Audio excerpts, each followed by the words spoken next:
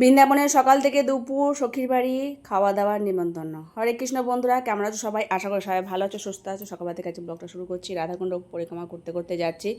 আজকে সখীর বাড়ির নিমন্ত্রণ আছে সকাল থেকে। সকালে টিফিনও বলেছে ওদের বাড়িতেই পাওয়া হবে প্রসাদ, তো সেই জন্য তো যাই হোক, এখন পরিক্রমা শুরু করছি। এক পাক পরিক্রমা করে তারপরে যাব ওদের বাড়িতে। রাধাকুণ্ডের কাছেই ওদের বাড়ি। তো যাই হোক, আমি এখন পরিক্রমা শুরু করে দিলাম। সমস্ত ভক্তরাও পরিক্রমা করছে।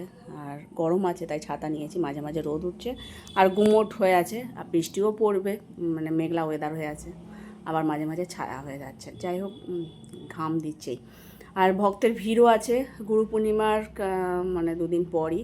তারপরে পরিক্রমা করে চলে এসেছে ওদের বাড়িতে। ও লুচি ভাজছিল, আমি কয়েকটা বেলে দিলাম, দিয়ে আর গরম গরম এখন লুচি ভেজে দিচ্ছে, তরকারি করে দিয়েছে, কড়াই আছে, ভগবানকে সেবা দিয়ে তারপর আমরা প্রসাদ পাবো। তো যাই হোক, ওর রান্নাঘরে এখন লুচি কটা ভেজে নিই। তারপর ও একটা আলুর সবজি করেছিল কুমড়ো দিয়ে, শুকনো শুকনো সবজিটা খুব টেস্টি হয়েছিল, সেই প্রসাদ পাচ্ছি লুচি দিয়ে।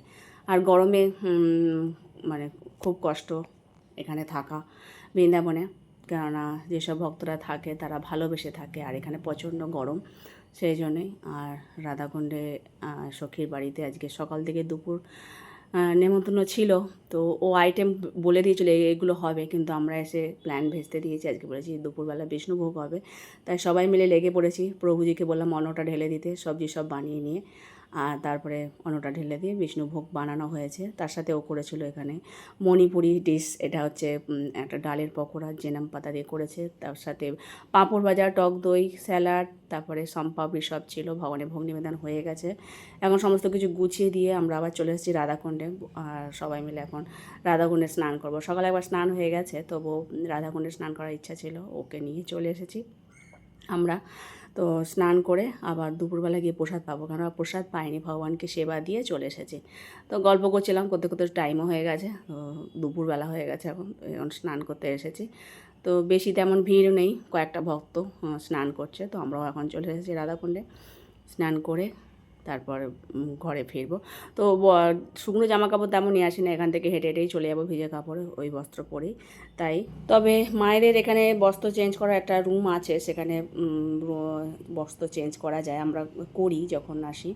তো যাই হোক, এখান থেকে একটুখানি ওদের বাড়িতে চলে যাব বলে তাই আর জামা কাপড় নিয়ে আসিনি শুকনো, ওই একেবারে স্নান করে ওই ভিজে গায়ে চলে যাব হেঁটে হেঁটে। তাও 5-7 মিনিট লাগবে ওদের বাড়িতে যেতে এখান থেকে। যাই হোক, খুব রোদ, ছাতা নিয়ে এসেছি, ওই ভিজে গায়ে চলে এসেছি। তারপর জামা কাপড় চেঞ্জ করে আমরা আবার প্রসাদ পেতে বসেছি। এই যে বিষ্ণুভোগ নিয়েছিলাম, তার সাথে পকোড়া ছিল, স্যালাড ছিল, ওইদিকে সম্পাপড়ি, লেবু, গন্ধরাজ লেবু এটা। তো যাই হোক, সব মিলে প্রসাদ খুব সুস্বাদু হয়েছিল। সেই সকলে মিলে গল্প করতে করতে প্রসাদ পাচ্ছিলাম দুপুরবেলা।